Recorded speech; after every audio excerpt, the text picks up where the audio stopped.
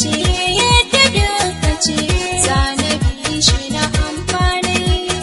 kana so da ni da ke wataran a ce mun kasance mata ne kishiya a cikin mu cikin gida ne ba san gwa maliman ne da lada ne zaman mu zami ya abokai ne ba za a cikan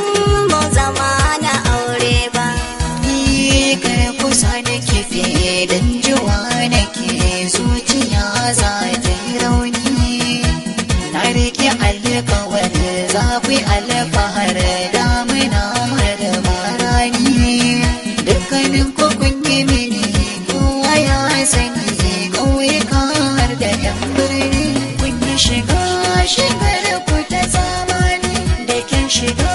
da kyawawan launi cikin ku ban